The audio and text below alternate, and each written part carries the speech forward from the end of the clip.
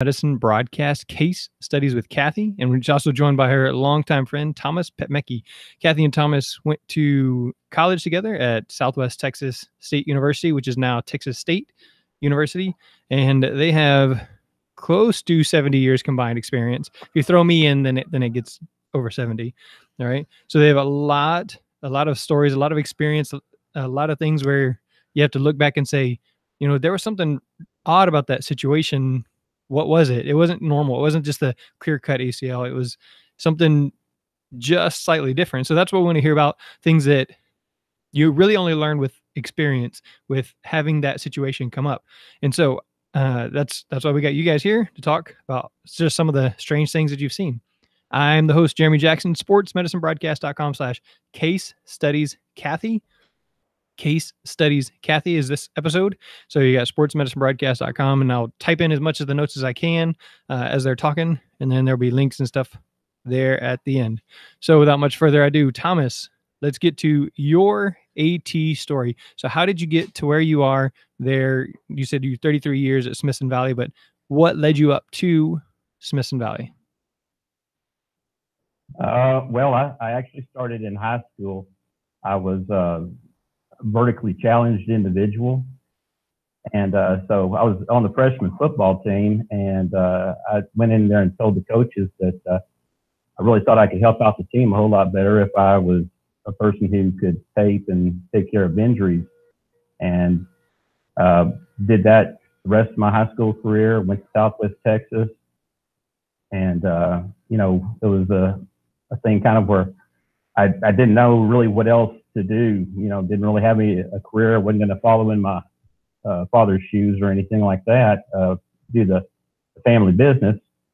So thought, well, this is a way to stay in touch with athletics, which I loved. I wasn't very good at it, but, I had a chance to stay around there, and it was fun. And, I got into the program there at Southwest Texas, got some knowledge, got out, and I did 1 year up at Marcus High School up in Louisville. And then I took the job down here. And this was just kind of going to be a way station on the way until I figured out what I wanted to be when I grew up. And I guess I still haven't figured that part out. All right. So 1 year other than Smithson Valley, started in high school, Texas State University or Southwest Texas then. Very good. You said it was after your freshman year of high school or like during your freshman year? I went through 2-a-days in football, and at the little school I was at San Saba, the Fighting Armadillos, we only had a freshman team and a varsity team. So freshmen all during 2-a-days were lined up against the seniors and going through tackling drills, etc. So I don't know how many concussions I have from my playing days just from those 2 weeks of 2-a-days. But I kind of figured out about the start of school that there was probably something else I could do to really help out the team other than just be a speed bump that everybody rolled over. All right. So how did you figure out, hey, let me try and take care of them medically? Did you guys have an athletic training staff there? No, we had a young man by the name of Charles Mickelson that he went to all the Kramer clinics whenever he was growing up. And so, we had a coach who was in charge of being the athletic trainer. He was in charge of that.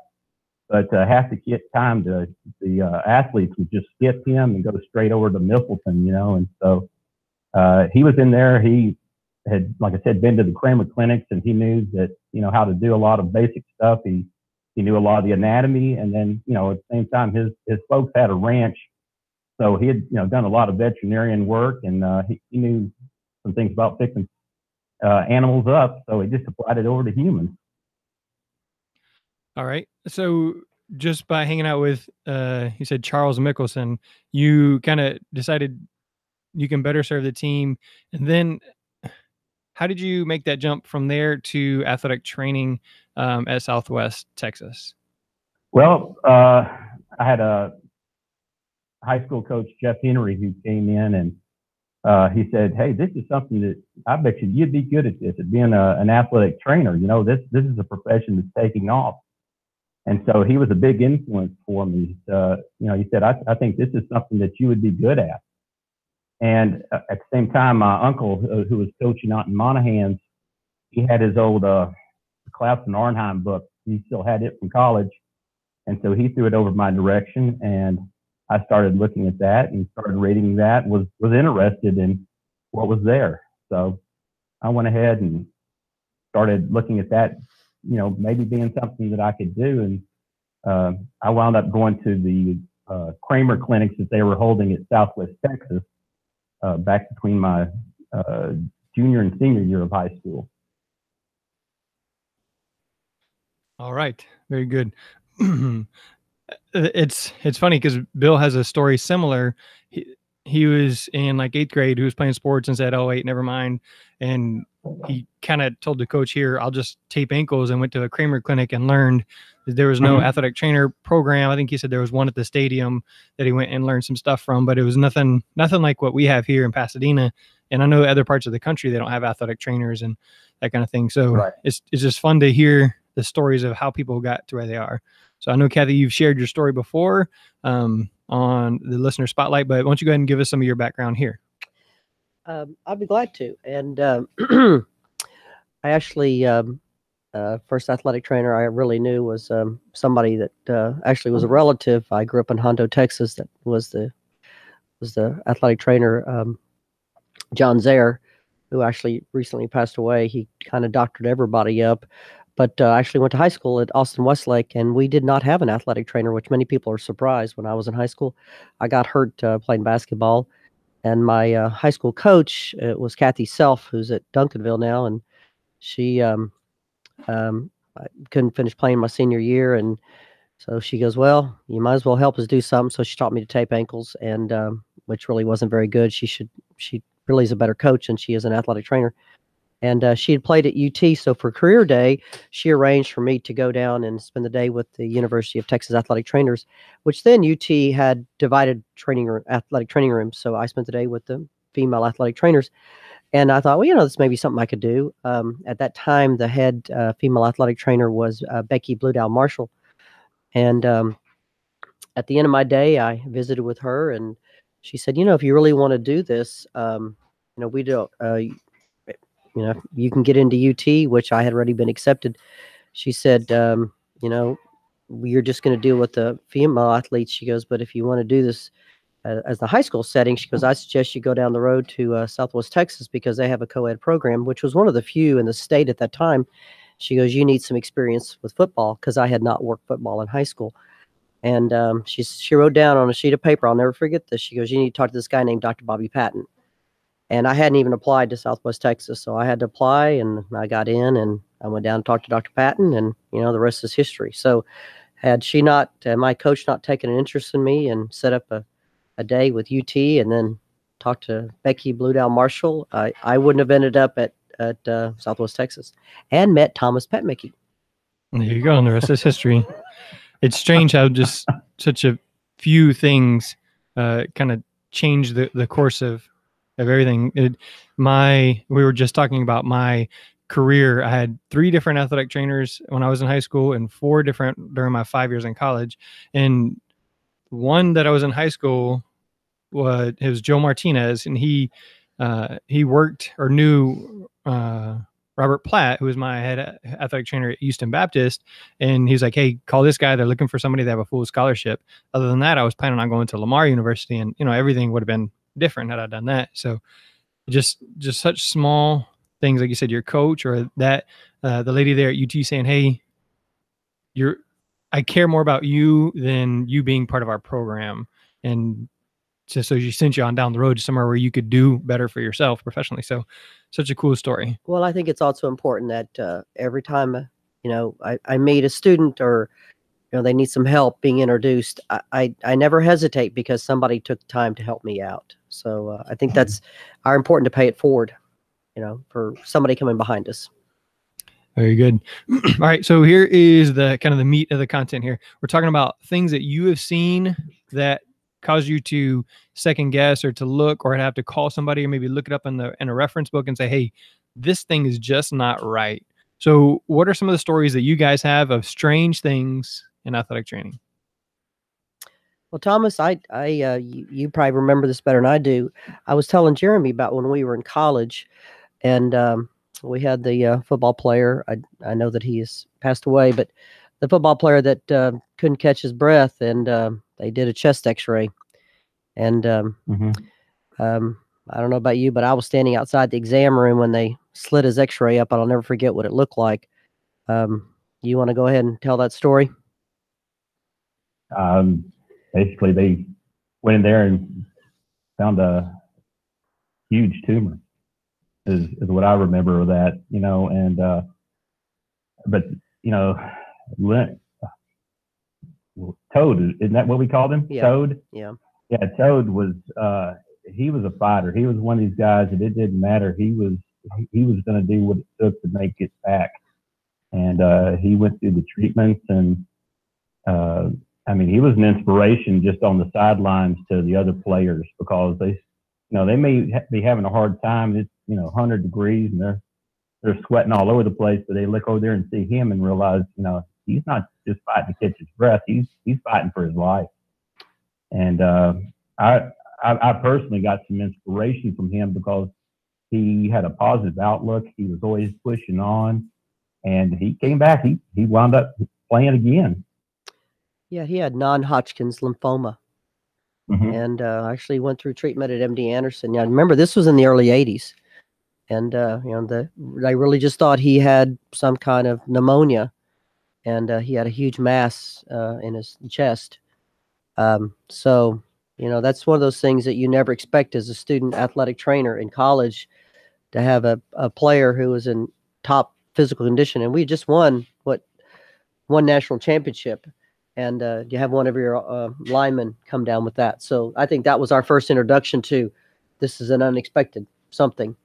And, Something out of the normal realm that you don't see every day that, you've got to look at other things. Whenever it looks like it's just a normal this, that, or the other, sometimes there's another explanation for what's going on. All right. So were you guys involved in the evaluation and leading up to the chest X-ray? No, but we had our team doctor, they came in, they sent him to the San Marcos Hospital for x-rays, but his follow-up, actually one of our colleagues, Mark Salter, who has passed away, Mark actually drove him to his chemo treatments, if I remember correctly. And but just being around and seeing the it was kind of a small school then, but okay, from the evaluation to the diagnosis to, okay, we're going to take treatment right now. And his follow through, I think, was very eye opening at our early age. I mean, we're all 19 and 20. So I think at that point we learned you really can't take these symptoms, which look like bronchitis or, pneumonia, for granted. I think was eye opening for me. Never forgot that. I love that. There's so many times that you'll see an athletic trainer saying, suck it up, buttercup, that kind of thing. Like there's a time and a place, but our job is really to help that kid get better, help that athlete get better, whatever their situation is, whether it's a mental injury or a physical injury. And we just have to slow down and look, hey, this kid is important. This is somebody's child. This is somebody's something, you don't know what's going on. And so it's such a good reminder from you guys to remember to look at it. It could be something else. It could be life altering. And so, all right. I think the big take home message, I don't know, but here was somebody who was our age. I think that's what hit home is it, when you're dealing with somebody who could be your brother or your sister and they have cancer. I think that's what was most shocking to us, because remember we were students as well. So. All right. So besides seeing your classmate with lymphoma, what are some of the other strange or unusual things that you guys have seen through the years?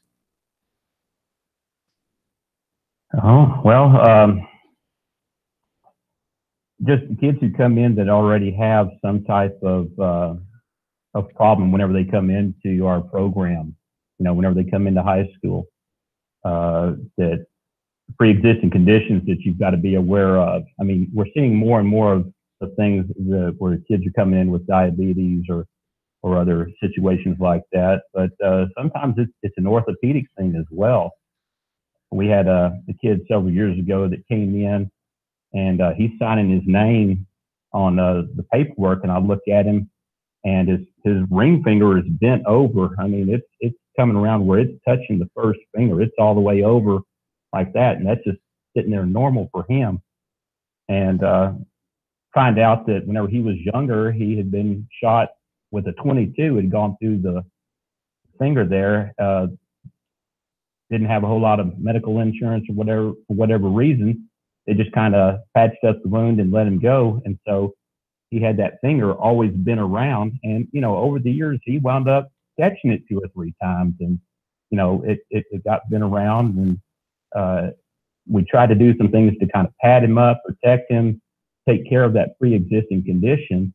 But it was not something that he was comfortable with doing. He would rather just go ahead and try to, you know, use that thing normal. And it was just something that, you know, we had to deal with. All right. Internally rotated pinky finger from a gunshot that was never properly treated. And again, you said that became normal for him. So using it some way other than normal caused problems, right? There you go. Looking at pre-existing conditions. Right. Yeah. We're, you know, and trying to do something where we protected it, you know, try to buddy tape or something like that. It didn't go there. Go ahead, Cathy. What you got? I think the most important thing is I hate to stay on this one topic, but especially I don't know if it's where we live, but you know, having what we think is also a routine injury and a wound that doesn't heal. Okay, I many years back had an athlete who I have to be careful with identifying information here. Had an athlete who had a injury to lower extremity, and you know, just didn't heal, and sent her to orthopedic, and X-rays show that she had a tumor on her foot, and it turns out it was malignant. And so, you know, I think that you know, you never suspect that in a teenager, that you know, a kid that could go on, and she went on to, you know, play Division I ball, that they would have cancerous growth on their foot. So it goes back to what we were talking about when we were in college, is, you know, it presented as something that we normally would see. But I think you have to not dismiss even the simplest injuries. You know, sometimes they're like, yeah, just put some ice on it. But I think you have to look at every athlete, look at the family history, because that's real important, especially I think where we live down here on the coast.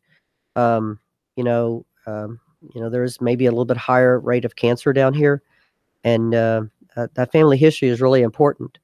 And when you see wounds that don't heal, you know, a lump, or it's red or that, you really have to get it investigated, because it can turn into something that, you know, could be quite serious.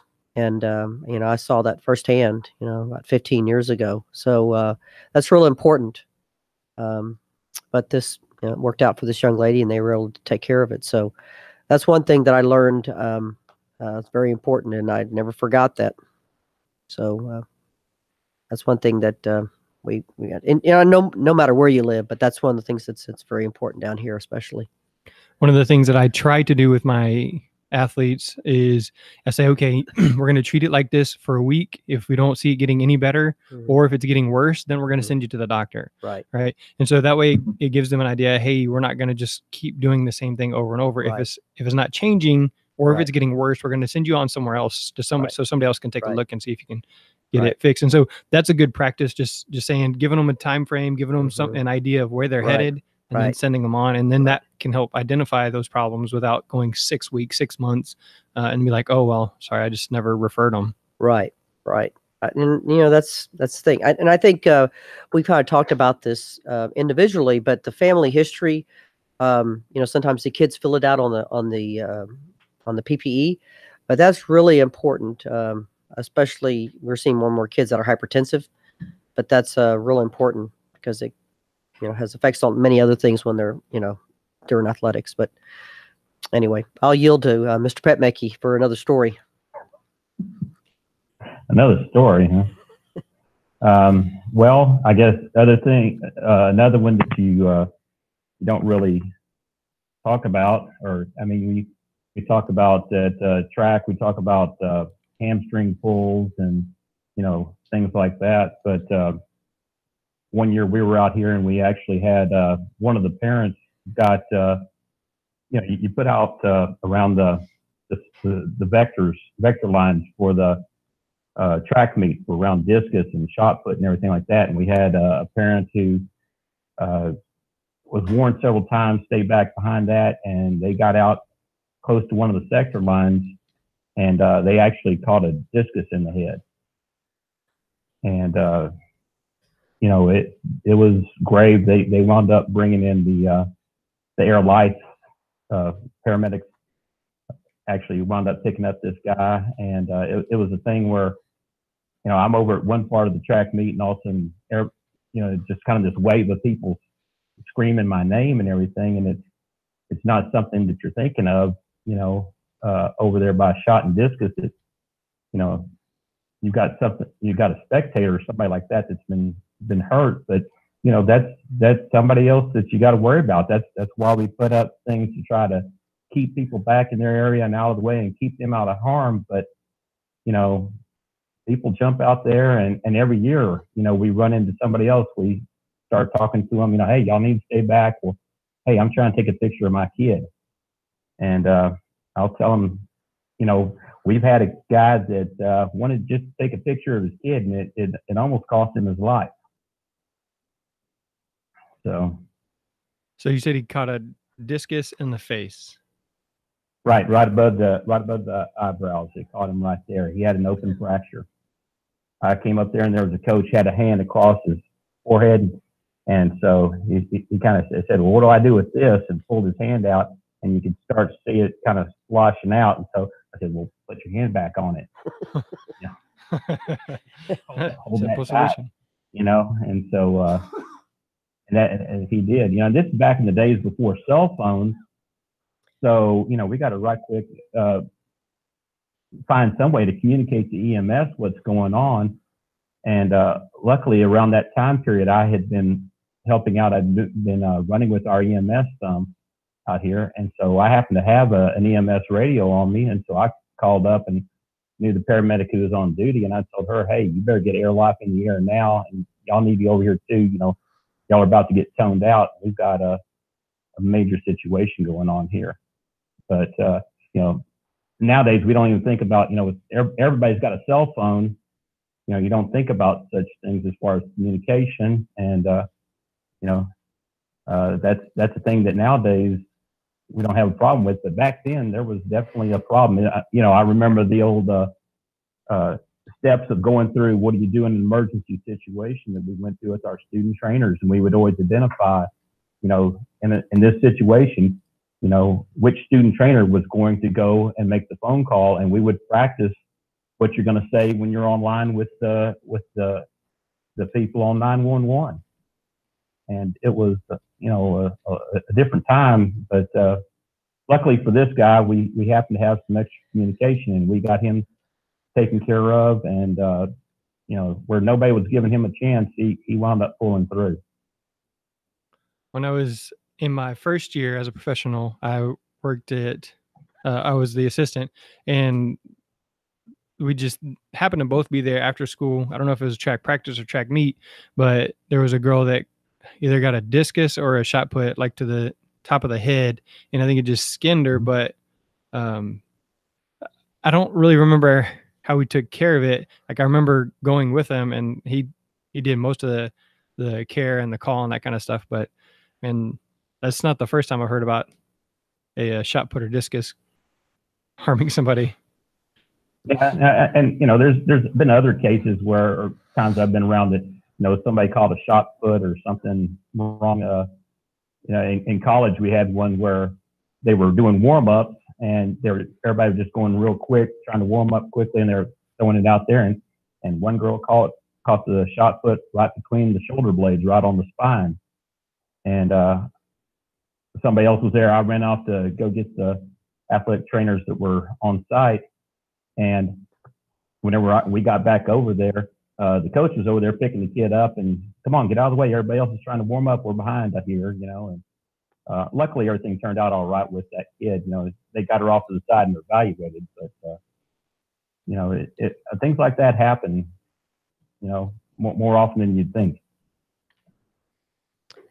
We had, and this really has to do with athletic trainers. And, this time of year, we're trying to cover multiple events, and we're on motorized vehicles, Gator or whatever you're on. And this actually happened to athletic trainer that I worked with, and she was covering multiple sites, and she was going across a parking lot on a Gator, and she had just crossed this lot, and she was going back across, and somebody had come back and put a chain across it. She didn't see it at night, and that chain come across the Gator, and it caught her right here, and it could have killed her. But luckily, emergency response and getting her to the right hospital saved her life.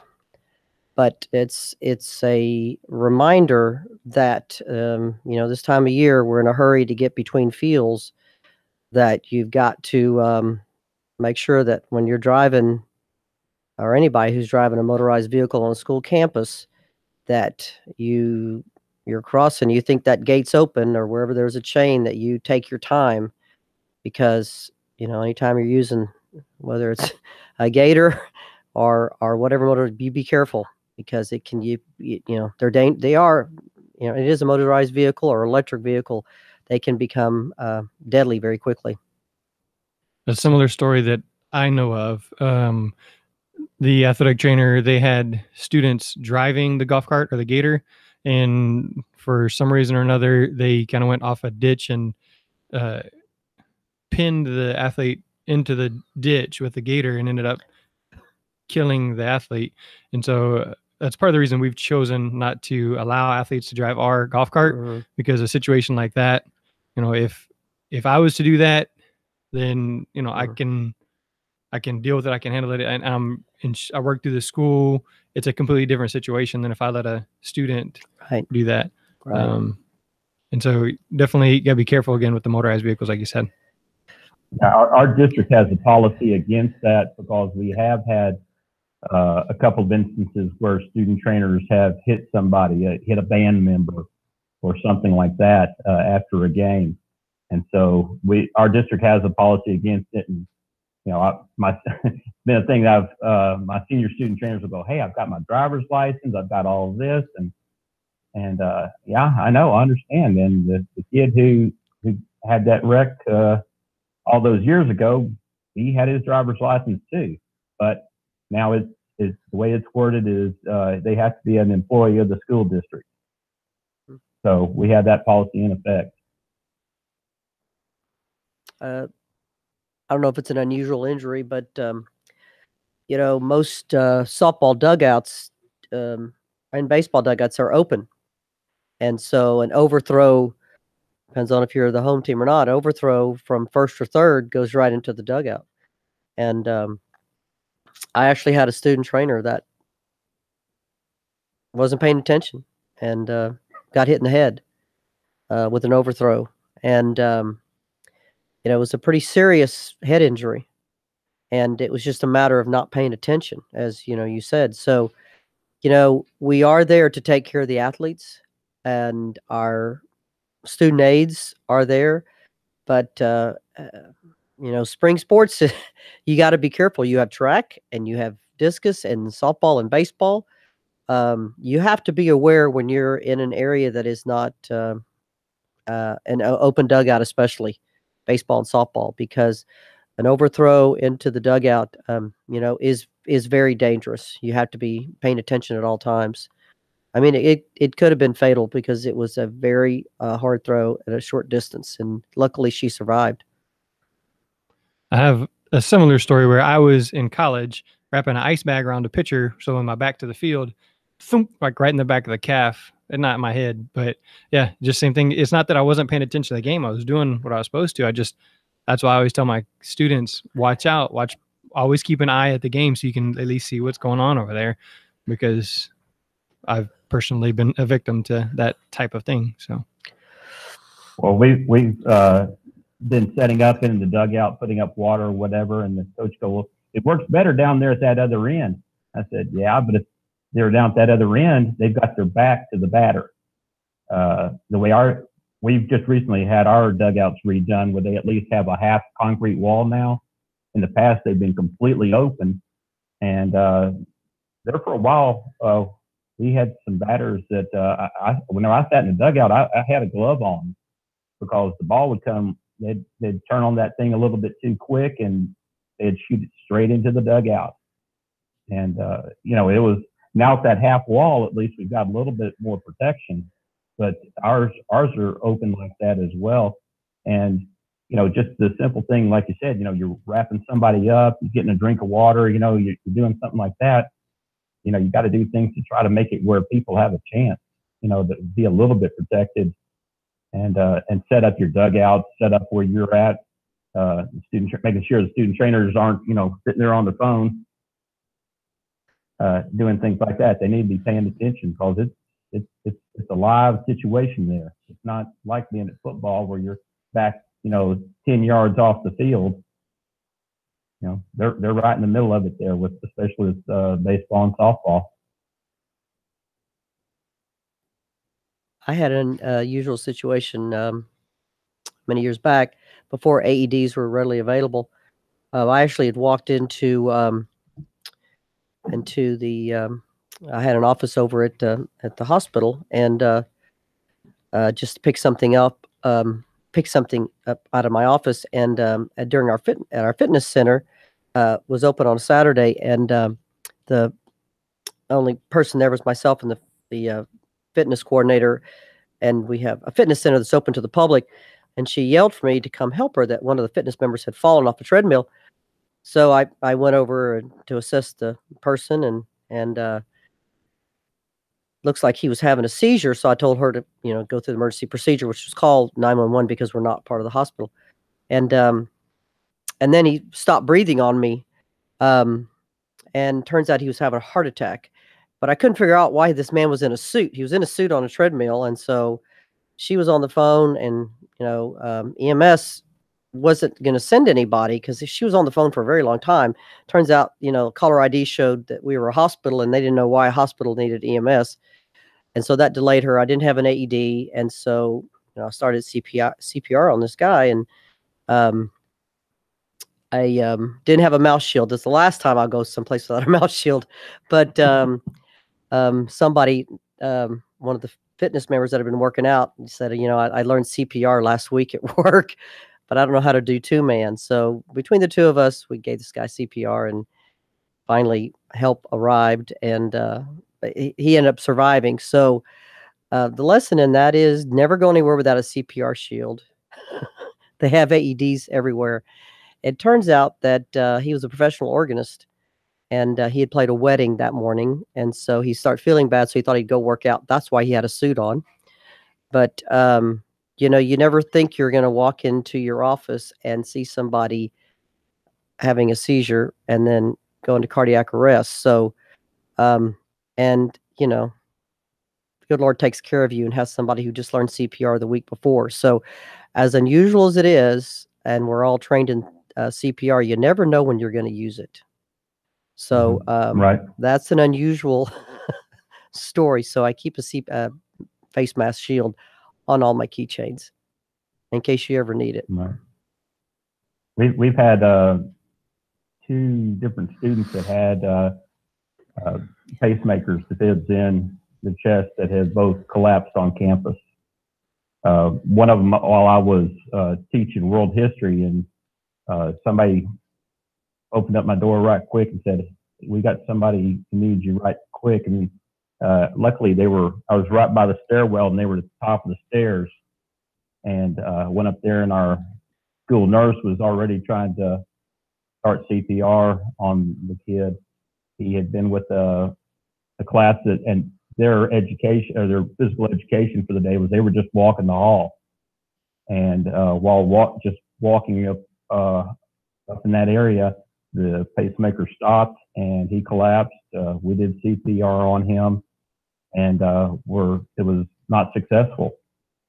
And within a year, we had a second kid who had the same situation, and he collapsed. He survived, but yes, again, that was back before we had AEDs. You did the CPR, and that was what we had. All right, so that's a question I've kind of come across. A student with a pacemaker. Did either of those students play sports? No.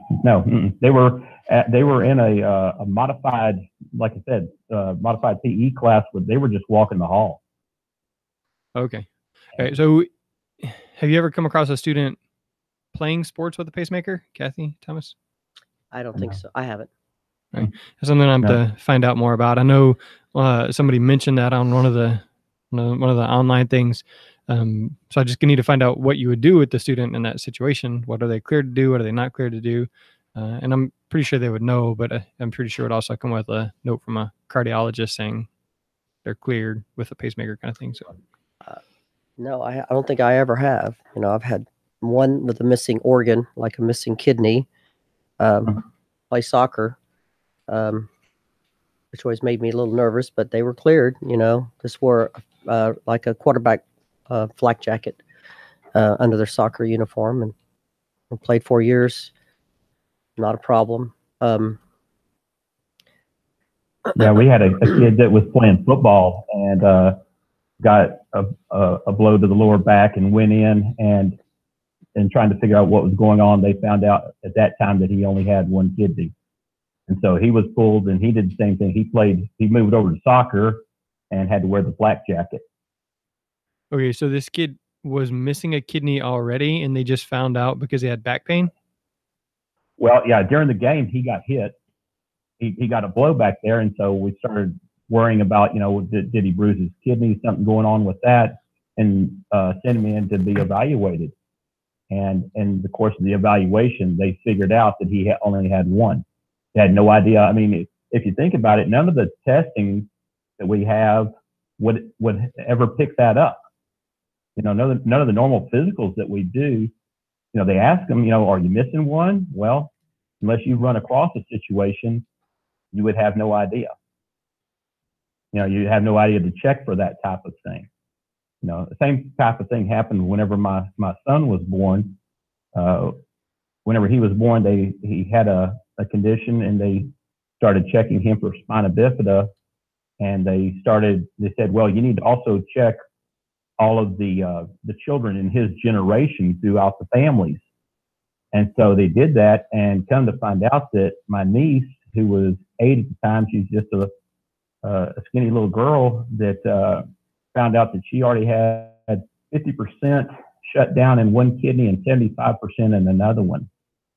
And if my son hadn't been born, she wasn't having any problems, nothing. The doctor said that really him being born with that physical deformity made it to where, it saved her life, because somebody actually went and checked to see, hey, if this kid got any of these symptoms that are having these problems.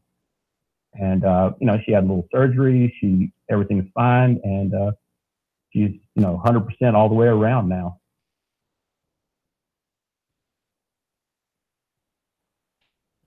Interesting.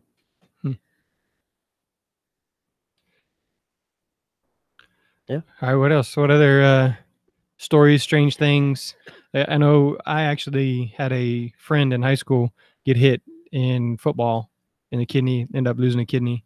He was in the hospital for quite a while. But so what other strange things that maybe you've only seen once, things that maybe if you were teaching a class, you would say, hey, look for this?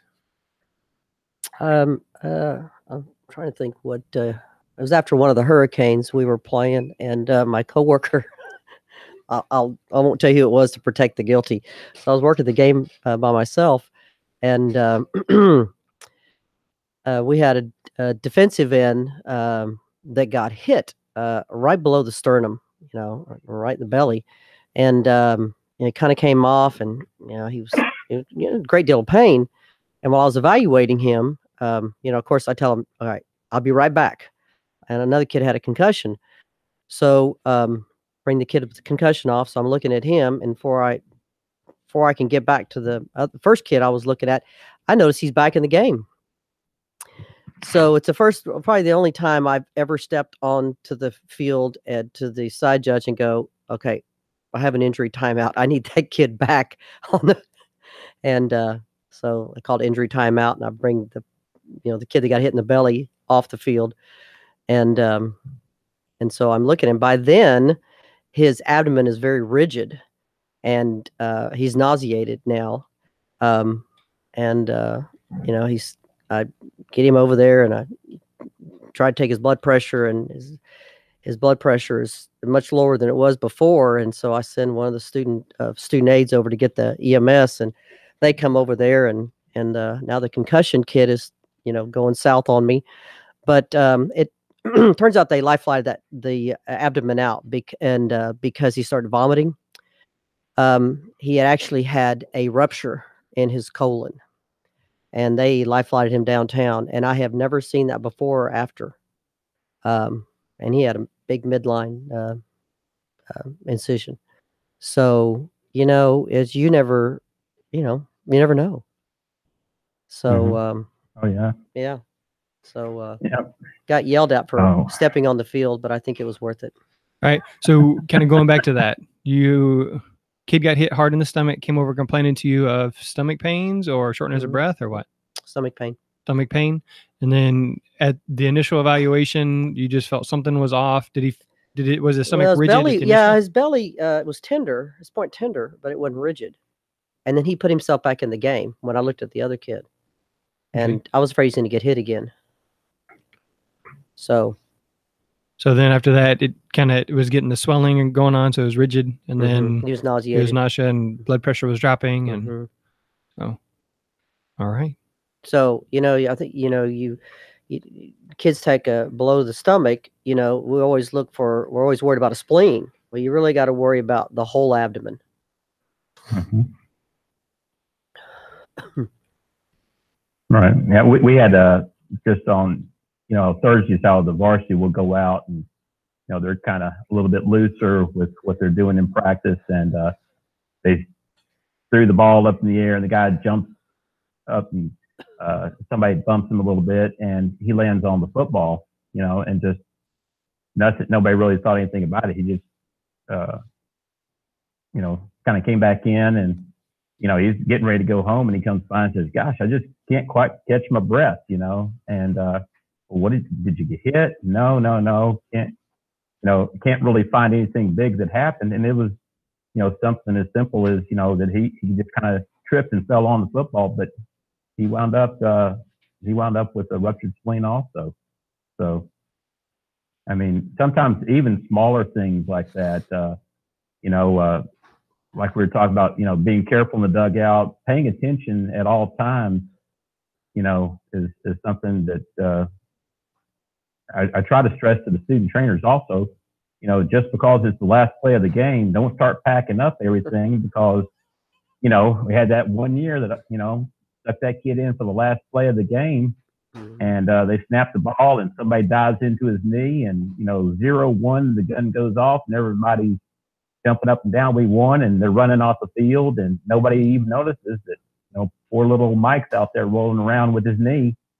He tore his MCL, and everybody's trying to roll stuff off. Nobody's noticing what's going on. I'd seen him and gone out there, and I had a heck of a time trying to get, somebody's attention, to get somebody to come over and help me out with the kids. So, paying attention all the way through, and, at all times, you just never know when something's going to happen. I think also we have the responsibility not only for our coaches as well. And I had an issue with a coach that became ill during a game. And we realized then that we don't have emergency contacts on our coaches. Now, back then you could just open somebody's phone. Now they're locked. So I always want to know who to contact if a coach becomes ill or injured, because you need to let somebody know when it's a serious injury. Because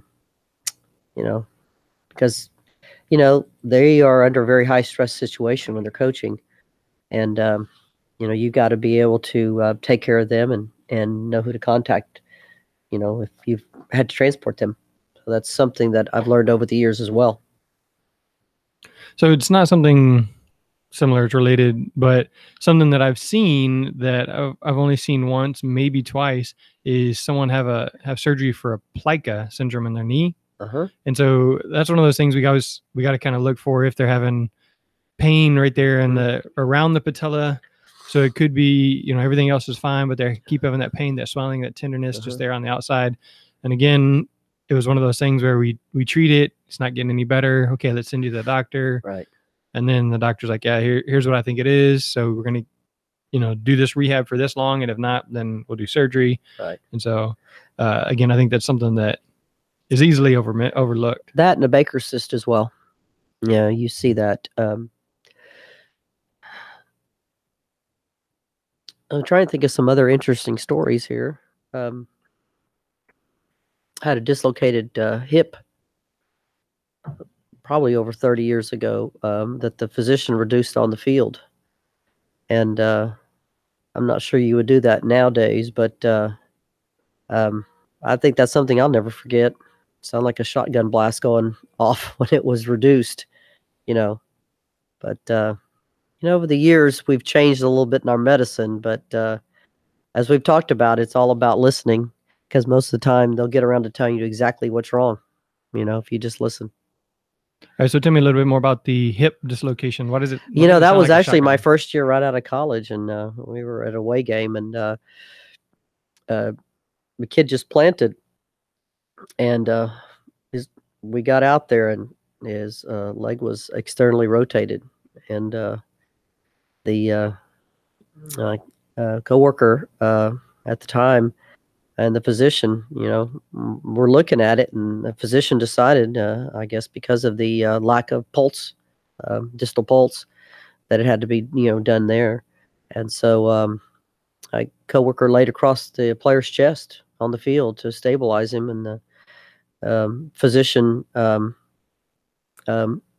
slight pressure, lean back, and put it back in place. I just remember, because I was right there. It just sounded so loud because it was so quiet at the field. But then they send the kid on for X-rays, and kid went on. He didn't play that year, but he went on to play the next year. So I thought that was, I've never seen that before on the field, but something you always remember. Yeah, I would think I would remember a dislocated hip. So it really just like a thump, like a boom, or yeah, it was more a loud thump when it was just sitting back in there. Yeah, crazy.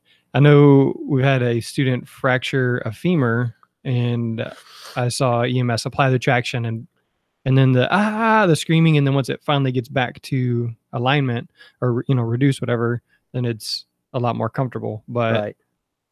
That was the first time I've seen a fractured femur. Yes. And that can be very painful. Yeah, we had one this year that the kid running back just comes around the corner, kind of open field, plant goes to cut back, and somebody jumped on his back, and he hit the ground and started screaming. And everybody thought he had pulled a muscle or something, but again, you had that little bit of external rotation, and he mid shaft snapped that thing. Did the same thing, as far as, got him immobilized, threw him in with EMS and took him off, and they got in there and said, yeah, that's exactly, it was that femur fracture.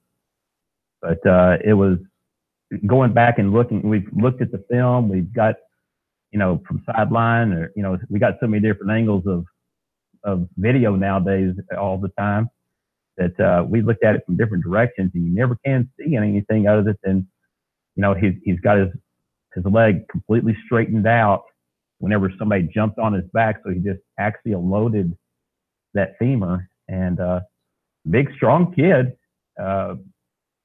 Somehow he snapped it. And looking at it, it was not, with the type of a blow that you would expect. You'd think a femur fracture, it's got to be some kind of big fall or, motor vehicle or something like that.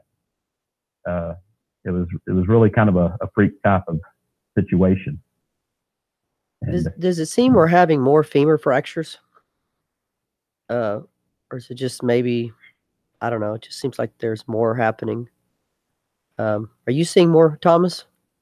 No, this is the first one that I'd seen on the field.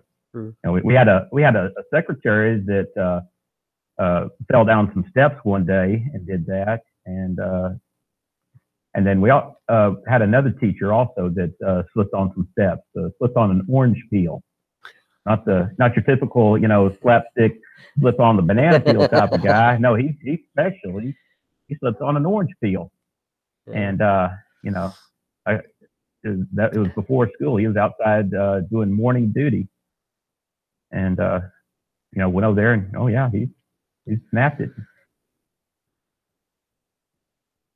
But I haven't really seen, like I said, that was the first one on the field for me. Yeah.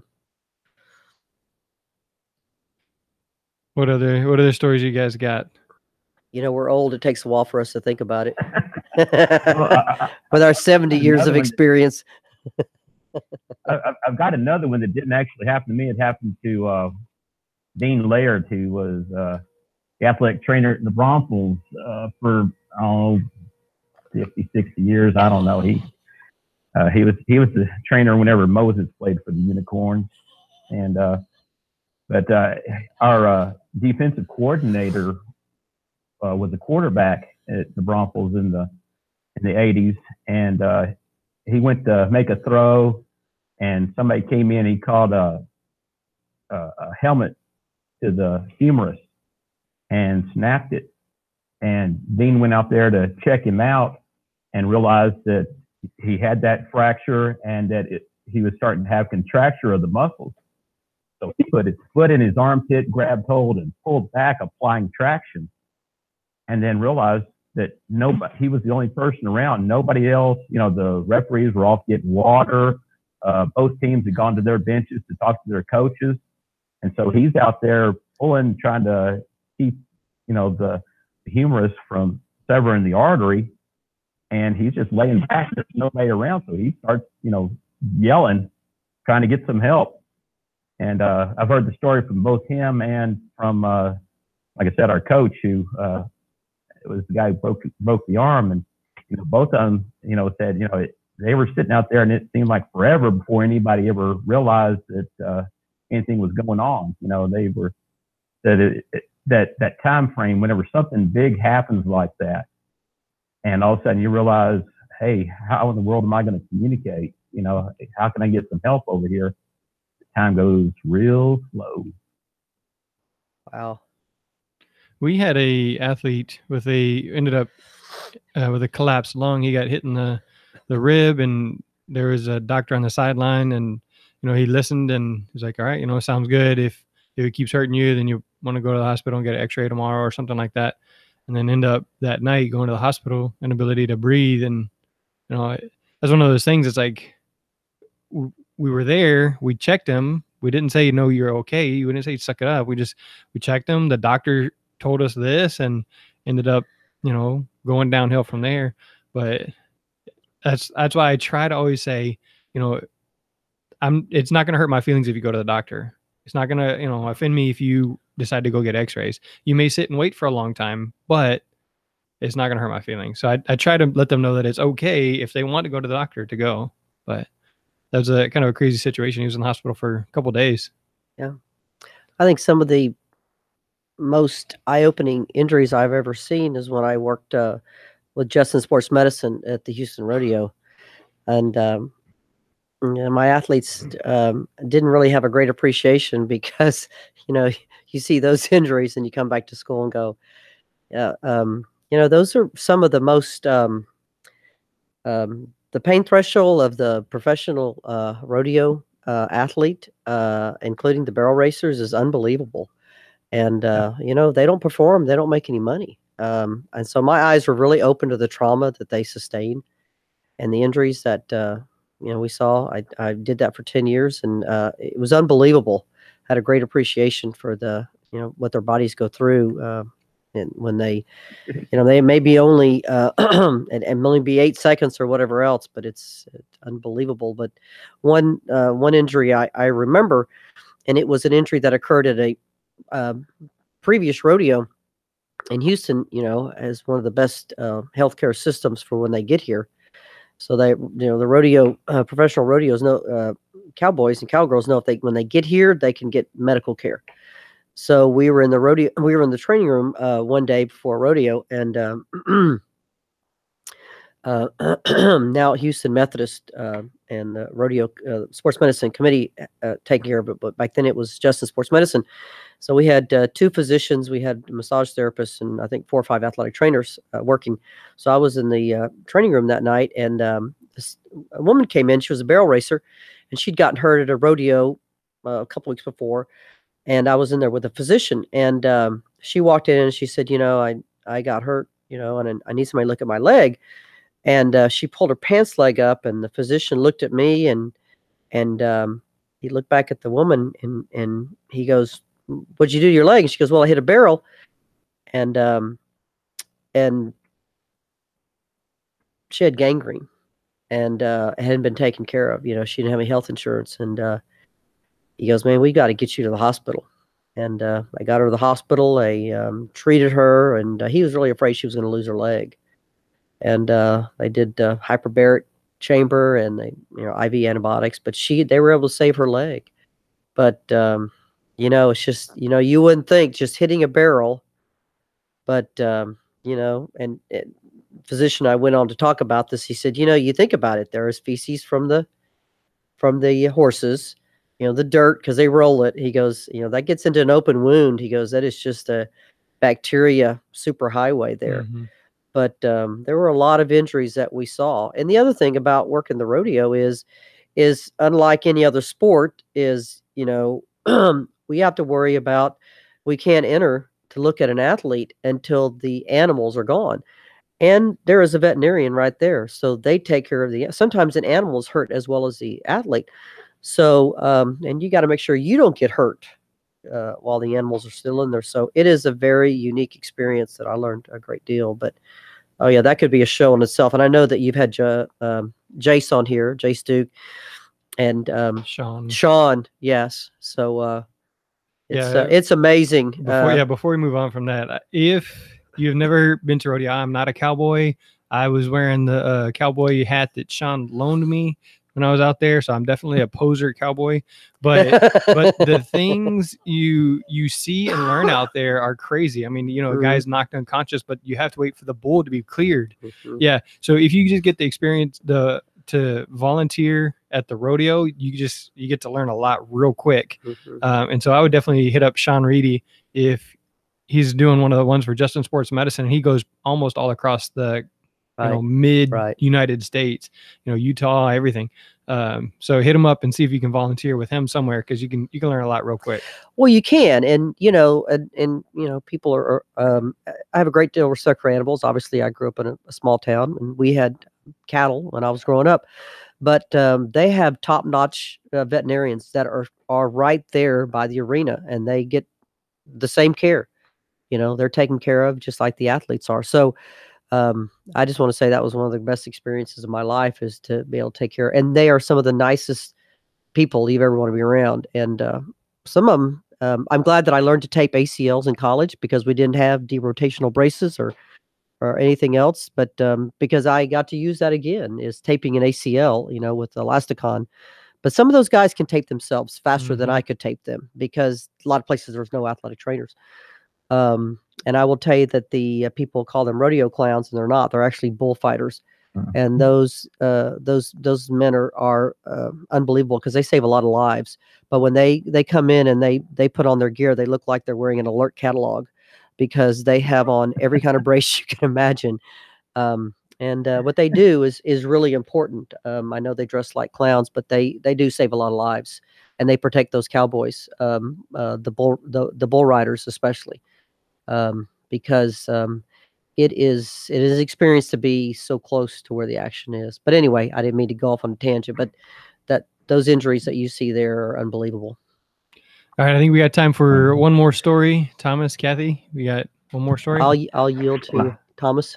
Oh, I've got one that we're social media and movies and everything like that. Kids pick up a lot of things from that. Sometimes it's good, sometimes it's bad. But we had this one kid that dislocated his shoulder, and heard him kind of scream and started going over that direction. And he takes off running for the sidelines on our practice field. We had all these oak trees around the practice field, and he takes off running and runs, and he's screaming. He runs and wham, runs into the tree. And I thought he was just in a bunch of pain or something. That he was kind of blinded by the pain. He didn't really know what he was doing. But I go over there and I roll him over and I said, "Glenn, what are you doing? What's going on?" He said, "Well, I saw Mel Gibson in Lethal Weapon. He dislocated his shoulder, and I was just trying to do that." And I said, "Oh, that's the movies." And how many times have you broken that collarbone on that side? 3 times. How many times have you broken the one on the other side? Twice. I said, I would stay away from trees if I were you. Okay, so did it relocate? Oh no. Okay. No, he knocked himself silly. That's about it. Yeah. It was. Looking back, we had no idea what in the world he was trying to do. But it made complete sense that Mel Gibson can do it. Well, I can too. And he said he wasn't in pain, but Mel Gibson was screaming whenever he would do it. He would scream and throw that shoulder in right quick into the 2x4 or whatever like that, in the side of the wall or whatever. So he was screaming. So that's what you're supposed to do. That must be the secret to Smithson Valley's football success. Yeah, we got guys that are dumb enough to run into trees. That's it. Oh my goodness. Yeah. That is definitely a story to end on. I'm not sure. I'm literally tearing up over here. I could just imagine what seeing that picture over. Oh my goodness. Okay. All right.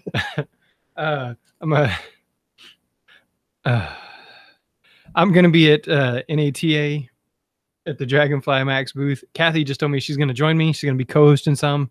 So if you're gonna be at NATA in New Orleans 2018, then come by, check us out. If you're part of one of the interviews, or if you help bring us a guest to be interviewed, we'll have some T-shirts there that'll say I was on the sports medicine broadcast. I know Cathy got one last year for helping us out interview Rex Jones, right? You got one, right? You got a shirt? We'll talk about that. Oh, okay. Okay. Well, then I'll make sure I save you one. I'll send it to Mr. Petmecky. All right. So check us out there at the Dragonfly Max booth, NATA, New Orleans. Cathy, someone wants to get a hold of you. I have your Twitter here is at Cathy Supak. Supak. So you practiced it before. I know we practiced it. Supak. Like Tupac. That's what she told me. She said like Tupac. But Cathy Supak. So Cathy, Supak. Again, this is sportsmedicinebroadcast.com/case studies Cathy. And then I also have Thomas's email here. Tom, is that the best way to get a hold of you? Yeah. Mm-hmm. Yeah, I don't do any Twitter or anything like that. And we're kind of out here in the country. It's hard to get. Is this your very first video call ever? I'm sorry? Was this your very first video call? Yes, it is. It was quite interesting. Like I said, I had to get my IT guy, my son, to come out and show me how to hook all this up. Very interesting. All right. Well, I'm glad that we could bring you into the new wave of technology. So if you want to. I do text. I'm the one of our two trainers who does have texting capability on his phone. So do you use emojis? More technical. Emojis? Yeah. All the little faces. Yeah. My son showed he hooked me up on that. Said, here, put these in there. Okay. My kids love the poop emoji and the spider because they usually are texting my wife and she hates spiders. So, all right, enough of that. Thomas, if you ever happen to have another kid run into a tree, please have it on video because I really want to see it. Well, they cut down most of the trees in our area here now. So, all right. Well, it is. Well, we haven't done as well the last couple of years, Yeah. It has been a pleasure talking with Cathy and Thomas. Rob from Frio Hydration is going to be joining me as my co-host on the sports medicine broadcast while we're at NATA. So look forward to spending that time with there, hanging out. We're going to have a good time there at the Dragonfly Max booth, me and Rob, and then several other volunteers like Cathy said or Bubba said they'll come out and help out. So I look forward to sharing the stage with you guys and then meeting anybody that is willing to come up and talk to us in person. Again, sportsmedicinebroadcast.com/case studies. For Jeremy, Thomas, Cathy, that is a wrap.